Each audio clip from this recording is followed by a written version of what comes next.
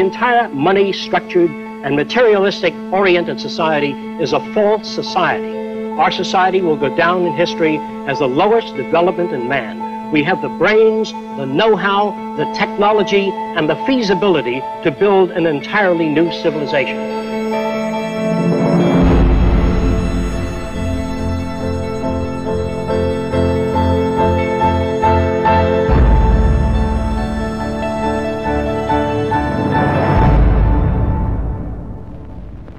It was living through the 1929 Great Depression that helped shape my social conscience.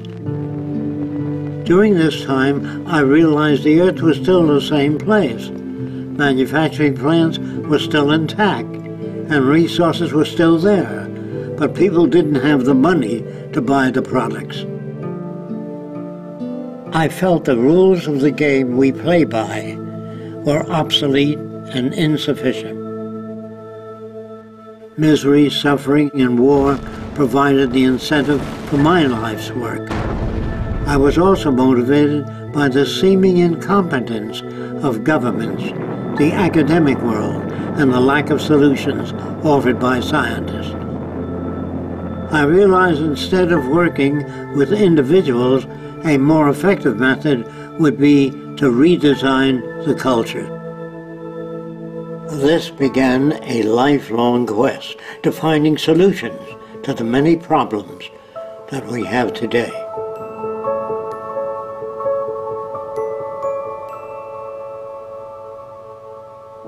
This presentation is a feasible plan for social change that works toward a peaceful and sustainable global civilization where human beings, technology, and nature coexist. It outlines an alternative to strive for, where human rights are not only paper proclamations, but a way of life.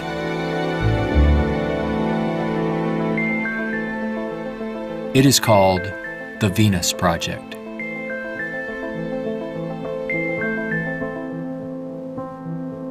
Its founder, Jacques Fresco, calls for a straightforward redesign of the culture in which war, poverty, hunger, debt, and unnecessary human suffering are viewed not only as avoidable, but totally unacceptable.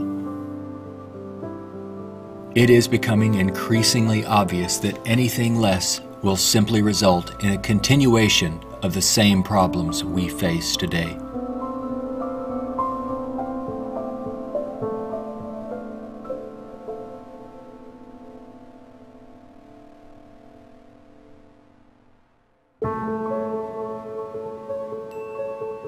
The Venus Project's Research Center, constructed by Fresco and Roxanne Meadows, is located in Venus, Florida. It addresses many of the root causes of our difficulties. But what are the real origins of our problems?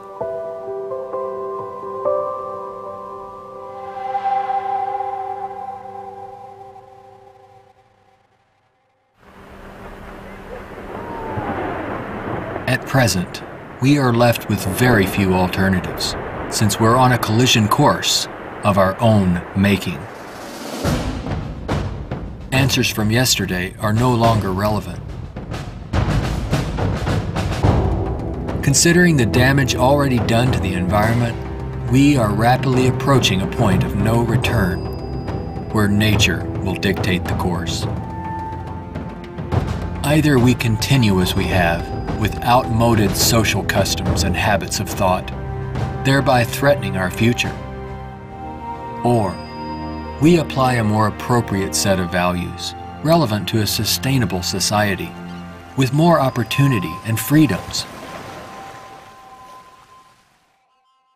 Americans have been conditioned in their kind of society to get a different kind of car next year, to buy a new television set or a tape recorder. We are radical as hell. But our political and social institutions have not changed. And this is where we are stagnating, because we always equate any new idea with communism or regimentation, because we've been brought up to fear that which is new. None of the world's economic systems, socialism, communism, fascism, or the free enterprise system have eliminated the problems of elitism, nationalism, racism, and most of all, scarcity. These are all based primarily on economic disparity. When money is used to regulate and distribute resources for profit, and people and nations are out for themselves, they will seek advantage at any cost. They do this by maintaining a competitive edge, or through military intervention. War represents the supreme failure of nations to resolve their differences. From a strictly pragmatic standpoint, it is the most inefficient waste of lives and resources ever conceived.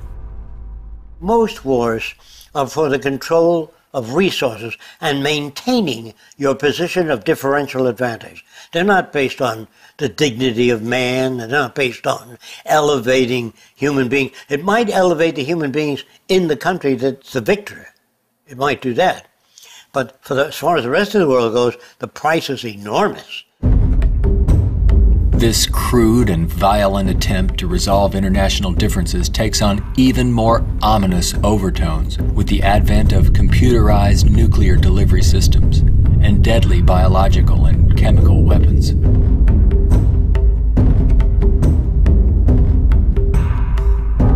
Yet it is a windfall money-making opportunity for those who profit by the military-industrial complex.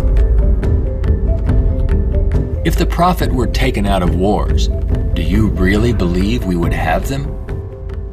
If they draft you into the army to serve this country, you put up your life for this country, they should draft all the war industries. Every cannon maker, machine gun maker, automobiles, jeeps, warships, all drafted, so that on the same basis of pay as the army.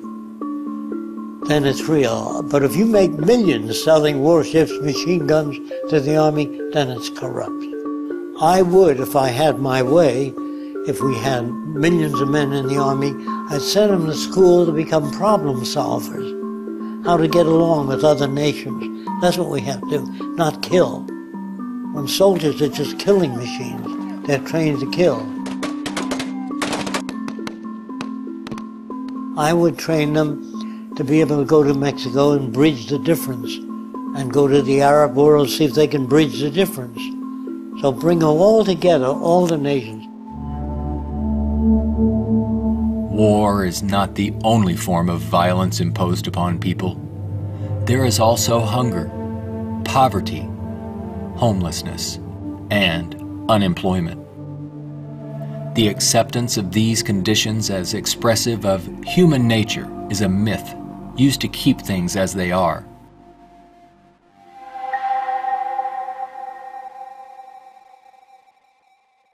Genetics has nothing to do with greed, business, race prejudice. All of the operant systems in any society are part of your education, the books you read, the role models you follow, and the people you admire. The genes have nothing to do except with the color of your eyes, the shape of your nose, perhaps inherited features. The genes do not control values. And even if you're born with a much better brain than another person, meaning better receptors, the quality of the tissue is better, I would say that if you have a better brain and you live in a fascist country, you become a fascist faster.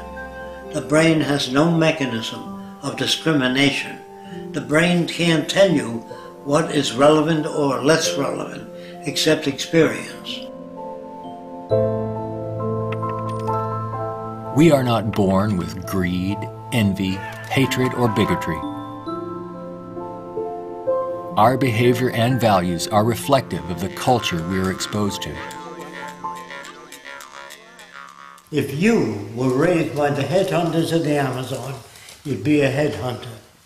And if I said to you, doesn't it bother you to have 5 shrunken heads? You say, yes, my brother has 20. So, is he nuts? No, that's normal to his culture. Social and environmental problems will remain insurmountable as long as few nations control most of the Earth's resources, and the bottom line is profit over the well-being of people. Putting profit first results in unnecessary suffering and aberrant behavior prevalent today.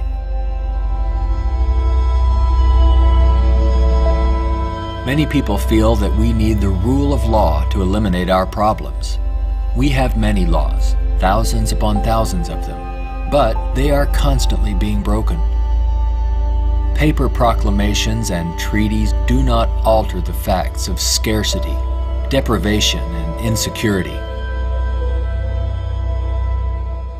You can predict the shape of the future and the values if you know the trends of events in the ocean pollution, the scarcity of arable land. If you watch that degrading system grow, I can predict the riots and killing and assassination. In other words, human behavior is really generated by the surrounding environment.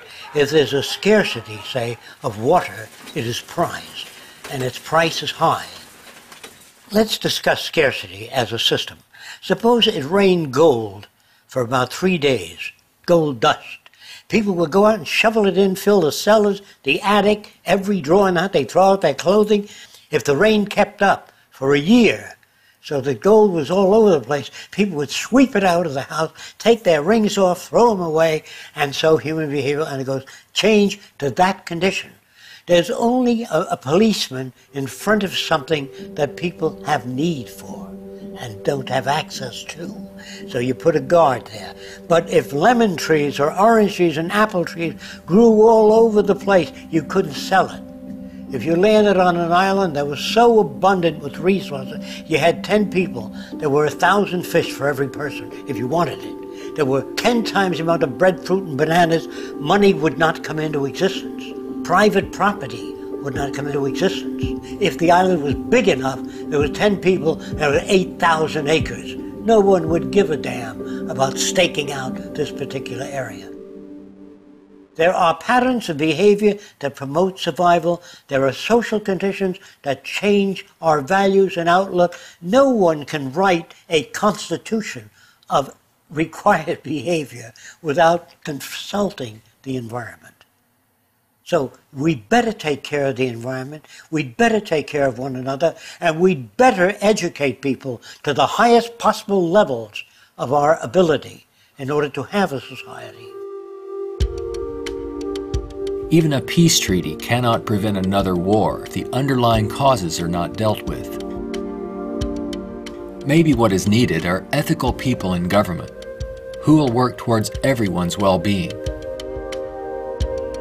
But even if the most ethical people were elected to high positions and we ran out of resources, there would still be lying, cheating, stealing, and corruption. It's not ethical people that are needed, but rather a way of intelligently managing the Earth's resources for everyone's well-being.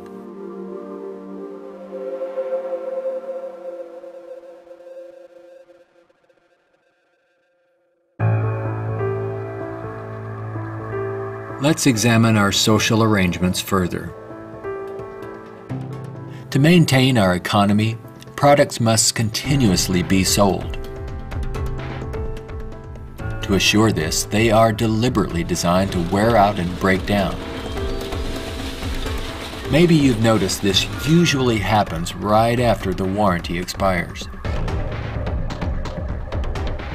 This corrupt practice is referred to as planned obsolescence, which is the conscious withdrawal of efficiency.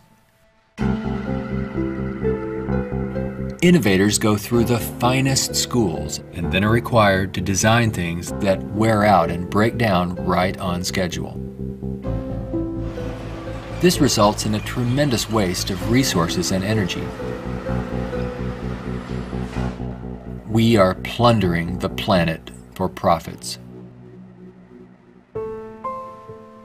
If you think about it, it isn't a job people want, but access to what their paycheck will bring. Money does not represent anything real, and there's no gold, silver, or resource to back it up. You can't eat money or build a house of it. It's not even related to our real capacity to produce goods and services on this planet. The monetary system has been handed down from centuries ago, and we continue to use it without questions.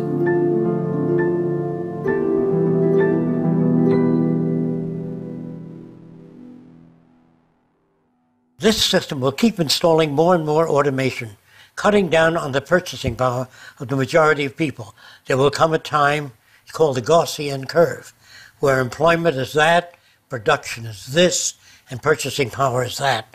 The system stops. Banks fail, nothing works anymore. We're moving in that direction very rapidly. We have finally gotten to a place in 2011 where it's becoming obvious that the machine has beaten the man. We're incredibly productive with far fewer people. We are more productive. We are more productive as an economy than ever before. An iPad app can do more less than workers. 4 people. Just that there are fewer jobs. The jobs that do exist now can have lower wages because, for obvious reasons, a lot of people looking for a small number of jobs. The wages go down. That has huge impacts on the middle class and ripples out from there. We're moving towards social collapse. I think this is going to happen all over the world, not just here. And it doesn't require the overthrow of the government. It just requires that you let it alone. It'll overthrow itself. If you control the media, you can calm people down. But if the majority keeps getting laid off, they don't have purchasing power, the system collapses. It doesn't work anymore. They invade. It's already happening. This country is already insoluble. They're going to have difficulty with national security, paying pension people. They've spent far beyond what they already have. Now, all they can do now is create debt, borrow more and more money from banks. We also want to show you a rather grim sign of our times. It's not far from here in Midtown Manhattan. The national debt has grown too large for the national debt clock. It went up back in 1989 when the nation's debt was less than $3 trillion. The debt has been piling up so fast lately they had to drop the dollar sign to make room for an extra digit as the number turned over to more than $10 trillion now and counting every second. A whole new clock with 2 extra spaces will go up next year. The federal government is not allowed to print money. It's not allowed to lend money or get in the banking business. That is a privilege for bankers only. So what the government has to do if they want to build an air force, say, of 2,000 planes a month, they have to borrow money from a private lending institution, sign the dotted line, and if the war is lost or failed, the burden falls on the public to pay off that debt.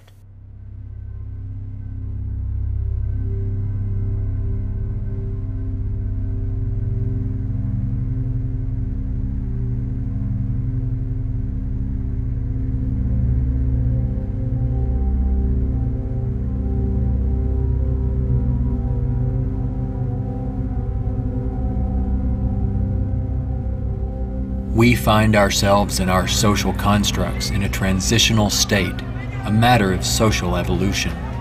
If we want to make it through these turbulent times, we must be able to adapt to change. All things change, including our social systems. Albert Einstein stated, "We cannot solve problems by using the same kind of thinking we used when we created them."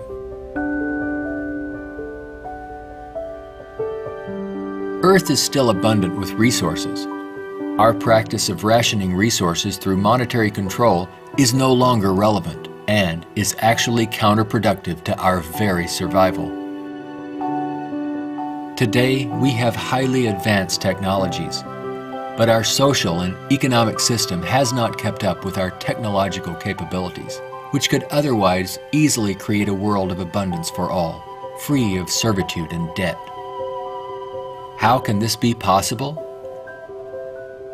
There is not enough money to feed or house all people on this planet, let alone accomplish these more ambitious ends.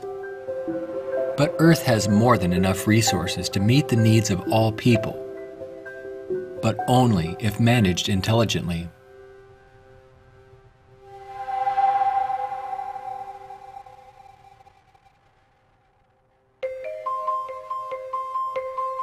Jacques Fresco envisions a solution that he calls a resource-based economy. It is a socio-economic system in which all goods and services are available to everyone, without the use of money, barter, credit, debt, or servitude of any kind. It is unlike any social system that has gone before.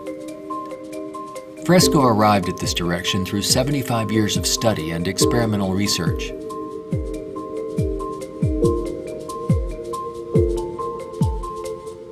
A resource-based economy operates on the basis of available resources and makes those resources available to every human being on earth, free of charge, without a price tag. So we have today more than enough resources to build a far more advanced society. I'm not talking about limited handouts so that people just get by. I'm talking about a very advanced civilization. We have the resources, we have the technology, all we have to do is apply it. One of the main aspects of the Venus Project is to eliminate scarcity. This is where the technology comes into play. Because if we set up a resource-based economy and some things are scarce, it won't work. If you set up a resource-based economy in a society that has no resources, it won't work. So today with our technology, we can make things available. We can eliminate scarcity. We can create an abundance. As long as we can create that abundance, that will eliminate greed and selfishness and a lot of crime and a lot of aberrant behavior. A social system can be designed so that all can live fully and constructively if the powers of science and technology are directed toward human and environmental concern and overcoming the artificial scarcities of our debt-based monetary systems. All people, regardless of political philosophy, social customs, or religious differences, ultimately depend upon the same resources: clean air and water, arable land, medical care, and a relevant education. I think if you pledge allegiance to the earth and everyone on it, that'd be the way to go for the future. The human species is a single family, and the world is home to everyone. Neither nations nor people can coexist separately any longer. No more separate nations, so anyone can go anywhere. Before the states joined together, they used to stake out their territory. They used to fight. They had militias. They would fight. This is our territory. Oh no, you're intruding.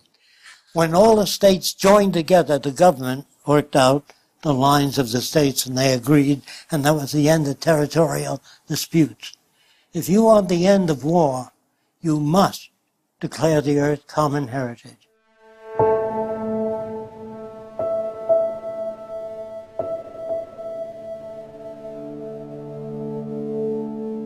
This has nothing to do with those who want to form an elite world order with themselves and large corporations in control and the rest of the world subservient to them.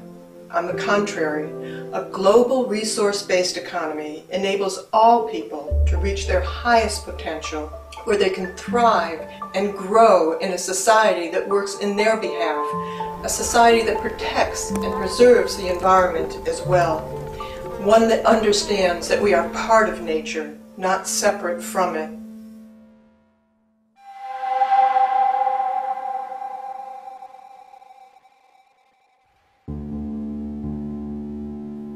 Some question what would happen to incentive if needs were met without our having to work to attain them. The question assumes humans have no desires beyond basic needs. If that were true, there would be no inventors, writers, or teachers. People work with passion on the things that interest and challenge them. Let's enable all people to have the opportunity to partake in the greatest challenge one can have, improving our world for everyone. Individuality will be emphasized rather than uniformity. This social arrangement will generate a new incentive system that values the protection of the environment and social concern, rather than the shallow, self-centered goals of wealth, property, and power. It does not call for uniformity. It absolutely calls for diversity. The more diverse people are, the more individuality. So we emphasize individuality, creativity, innovativeness. This is the essentials of the design. It is not a group of scientists telling people what to do, how to live, where to go, what to follow. Motivation and incentive exist when people have meaningful tasks. True growth and development occur when people are involved in creative, challenging, and constructive endeavors. However, motivation and incentive die in the daily grind of boring and repetitive jobs required to earn a paycheck. If you hand out things to people, if you fed them and clothed them and housed them free, they're not going to work in the morning because they don't need it. They got their housing, clothing, motion pictures, and entertainment. Well, why go to work? Work is painful, it's monotonous, it's boring. In the future, if people have access to all their needs, but they don't have any challenges, this is where it goes to pot. So people constantly are challenged by new things. In our schools, we challenge them with many things that are unsolved and many unresolved problems. If you're well-fed and well-clothed, that doesn't stop your brain from working. That would mean that every millionaire does nothing and is turned off because he got all the means. That's not true. There are many millionaires that work 18 hours a day and don't have enough time. It has to do with your background and your education. The more you know about oceanography, astronomy, and all that, the more interest, the more alive you are. And if you're just given food, clothing, and shelter, now you can go to work. You don't have to worry about making a living, which your incentive would be boosted considerably. So I call that a new and innovative incentive system. It's not monetary oriented, it's problem solving oriented. And you get your kicks out of seeing the world become a better place.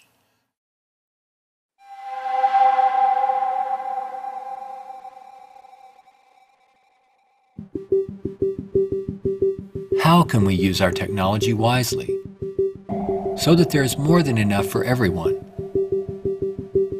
To achieve this, it's mandatory that the planning for it be based on the carrying capacity of the planet's resources. Our entire infrastructure must be redesigned and operated as coherent, integrated total systems. This means we must consider our entire global community as one unit that includes everyone, and plan accordingly. Only in this way can we use our technology to overcome resource shortages, provide universal abundance, and protect the environment. Therefore, a global survey is first needed to assess exactly what we have. This would inventory our physical resources, personnel, production centers, and the needs of people. This enables us to determine the amount of goods and services needed. For instance, where is the arable land to grow crops? How many people are in various locations? And what is the state of their health? This would determine where hospitals are built and how many. If you try to do that today, ask for a global resource survey of all nations, they'd wonder, what are you trying to do that for? To find if we got enough resource to fight you in armaments and other things? They would be skeptical, hesitant to give that information. So I would say it wouldn't work in today's culture. But after the ideas are put forth and the reason for it and the advantages gained by all the nations, it would have to be specific advantages that they can understand in their terms. And if they agree, then the survey would be conducted. It's not my opinion or the opinion of anyone else would be used. It's the size of the population, the availability of resources, the carrying capacity of the earth that determines what is done and how fast things move. See, today it's done on a totally different basis. But in the future, it'll all be based on a form of dynamic equilibrium. That means operating everything at the highest potential without environmental neglect. The key to achieving abundance and a high standard of living for all is to automate as much as possible in the shortest period of time. But during the transition, we have to bring together the technological capabilities of people working with computers and working with technology and building and designing methods of delivering these resources and the necessary industrial plants to process the resources. Our problems and their solutions are technical, not political. Most problems can be solved when technology and the methods of science are used to serve all people, not just a select few. But what is it that you want? You have to ask yourself, I want to live in a world where I don't have to fear that my children will go into another war, where there'll be deprivation or problems or disease. Do you know how to build that kind of world? No, I don't. Well, how do you go about it? You call upon the various divisions of science, bring them together, and say, these are the problems we'd like to solve. A scientific government doesn't mean that scientists rule or control people. It means they have better means for building transportation systems, better means for cleaning the air. They have the best means for restoring the ocean that we know of to this day. Computers can serve the needs of everyone when Cybernation is ultimately integrated into all aspects of this new and dynamic culture. One can think of this as an electronic nervous system, extending into all areas of the social complex. Their function would be to coordinate a balance between production and distribution, assuring there are no shortages or overruns. In this highly technical society, decisions are based on direct environmental, human, and industrial feedback. You can think of this as electrical sensors throughout the entire environment, from cities, factories, warehouses, distribution centers, transportation networks, all over the globe, gathering data for more appropriate decisions. The decisions are based on the needs of society rather than corporate or private interests. It is not automated technology or machines we should be wary of, but the abuse and misuse of technology by selfish interests. Remember, it is people who decide what ends the machines will serve. If technology does not liberate all people for the pursuit of higher aspirations and human achievement, then all its technological potential will be meaningless. You always do a positive and negative study before you engage in the actual reconstruction of an environment.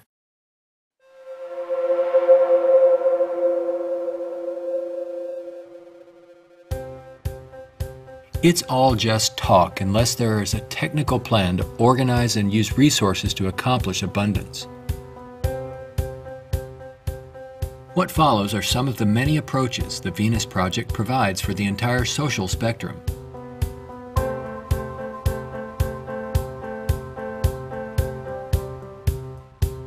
Today, more than half our population lives in cities that are polluted, dangerous, and waste energy.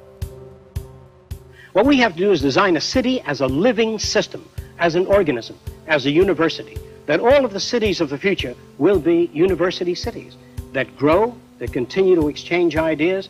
The city will have a built-in transportation system, so there are no accidents and no unthought out areas of technology. Medicine, botany, agriculture, the total system, one planning system. It is actually better to build newer cities from the ground up than to restore and maintain old ones. Fresco uses a systems approach to designing new cities. They're desirable and pleasant places to live. The notion that intelligent overall planning implies mass uniformity is absurd. Cities would be uniform only to the degree that they would require far less materials, save time and energy, and be flexible enough to allow for innovative changes while preserving the local ecology. If we design our cities to meet human needs, you don't have most of the problems that are prevalent today. In the Central Dome, you have childcare, schools, dental care, medical care. In the production and design of the cities, we work out 1/8 of the city system, and then we reproduce it instead of have architects design each building and each structure, which is a tremendous waste of energy and talent. When working on solving the housing problem for all the world's people, construction techniques would be vastly different from those employed today. Extruded and self-erecting structures could revolutionize and speed up construction processes.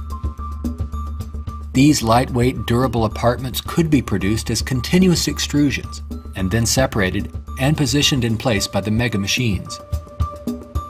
The outer shells of these efficient structures serve as photovoltaic generators and heat concentrators. You don't own anything in this society. Really, people don't want money. They want access to things when they want it. And people in a society of abundance, having access to things, will really no longer begin to store and accumulate things. We recycle it, update it, make it better. Take the same materials of an old car, weighs just as much as a new car, so there are no old cars. Old cars mean danger. If you drive a very expensive car and somebody else drives a beat-up old car, if their brakes fail, you may die. We don't want any old cars on the highway. We don't want anything that breaks down. We don't want anything that takes looking after. In a resource-based economy, people may access whatever products they need without the burden of having to purchase, maintain, or insure their possessions. In this way, there is much more to go around for everyone, and products are always available when needed. Anything people may need is available in these outside access domes. Sculpturing materials, musical instruments, somewhat like the public library. They can go down and access a camera or a bicycle or a wristwatch. Anything that they need is available without a price tag. That would mean we must achieve a level of production that's so high that scarcity no longer exists. That will prevent almost all crime. So there's no way of segmenting or making this system just or equitable.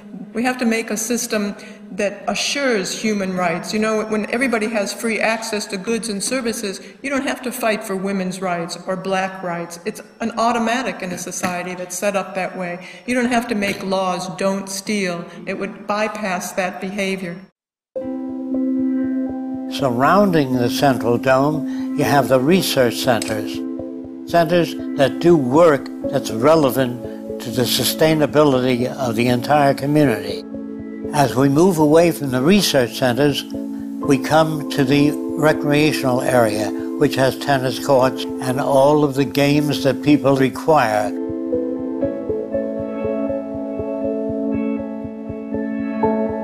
As we move away from that, we come to the residential district. There are streams, waterfalls, lakes throughout the area.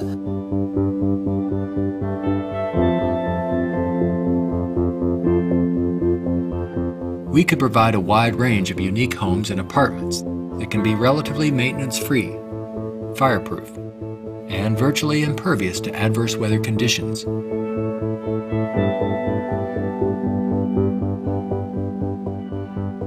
As we move to the next sector, we come to apartments.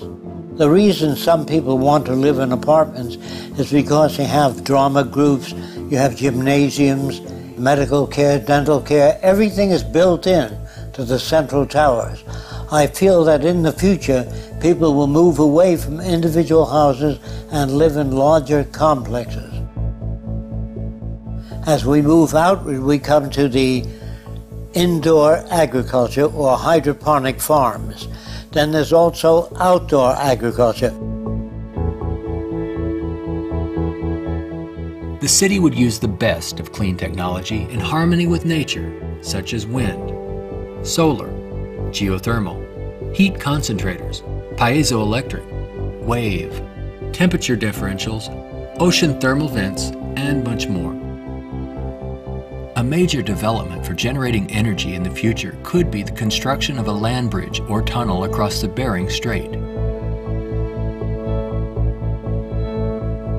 These underwater structures convert a portion of the ocean currents through turbines to generate clean sources of power.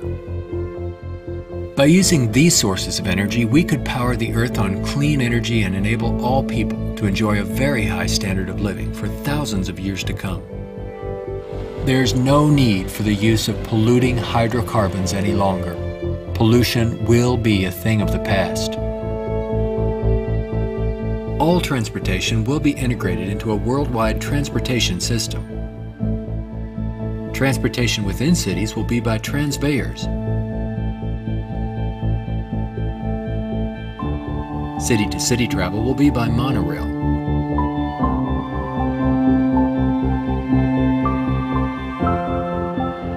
Maglev trains are utilized for long-distance travel. To enhance efficiency, this high-speed maglev train is equipped with removable sections, which can be disengaged while the train is in motion. Aircraft will display a wide range of configurations. These VTOL aircraft, or vertical takeoff and landing, are used to transport passengers and freight. The priority is safety rather than saving money or dealing with the lowest bidder. This modular freighter consists of detachable sections that can be rapidly loaded or unloaded. The number of sections varies depending on the amount of freight to be delivered.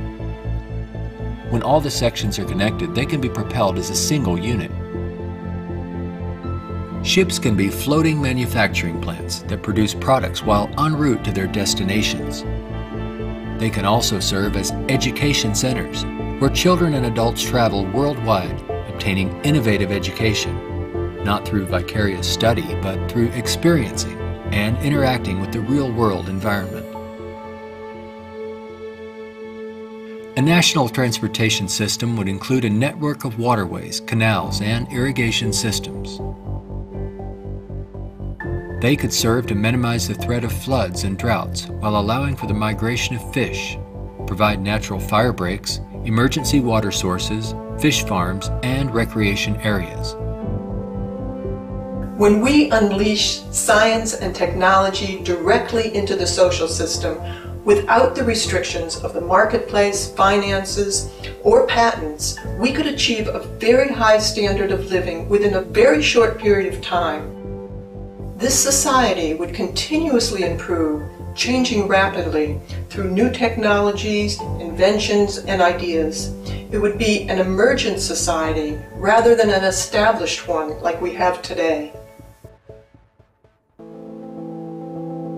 Imagine living in an extraordinary oceanic city, helping to restore the ocean environment while eliminating land-based population pressures.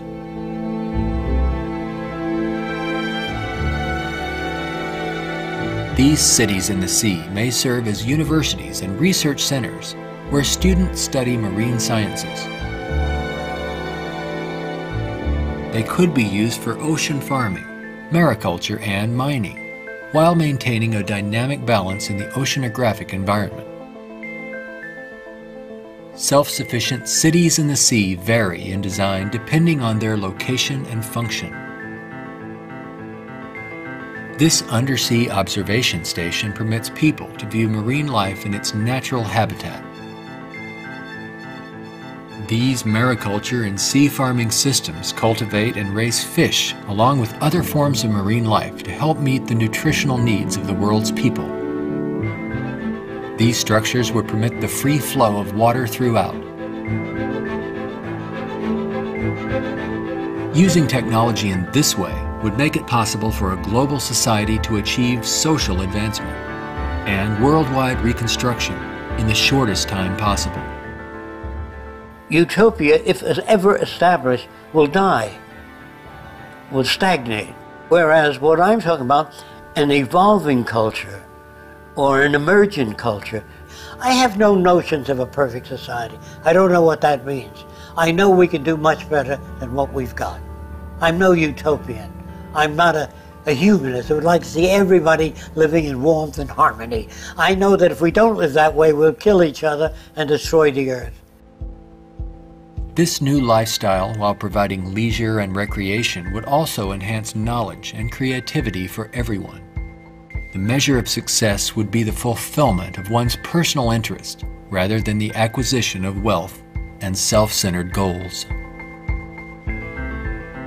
A resource-based economy would not only change our environment to make it clean, efficient, and enjoyable, but it would introduce a new value system appropriate to the direction and aims of the new innovative approach. With education and resources made available, there would be no limit to the human potential. Everyone will have the freedom to pursue whatever constructive field of endeavor he or she chooses, without the economic limitations that we face today. We are now at a time when decisions must be made if we wish to evolve from our present culture of scarcity, waste, and environmental destruction to a sustainable society of ecological concern and abundance. A nation without a vision of what the future can be is bound to repeat past errors over and over again. If we say dishonestly that man is the highest form of evolution, which you get in school, man destroys the oceans, the fish, the atmosphere, one another, and man flies over a city, presses a button, and burns everybody in the city with nuclear weapons. Is he the highest creation of nature? Not yet, in my opinion. We've got a long way to go. We could either develop paradise on earth or oblivion, like ourselves are. Only the future will tell. It's what you do to make the future. We can create a world where war and want are distant memories. When all of science and technology are used within a global resource-based economy for the protection of the environment and the well-being of all. Only then will we understand what it means to be truly civilized.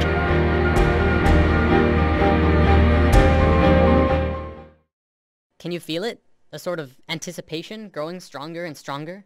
Another way of putting it is time is speeding up. I've heard that discussion for a while now. I know most people have felt it at some point, maybe while watching the news or perhaps something in their own lives. Something big is about to happen. We are 5 days away from fundamentally transforming the United States of America.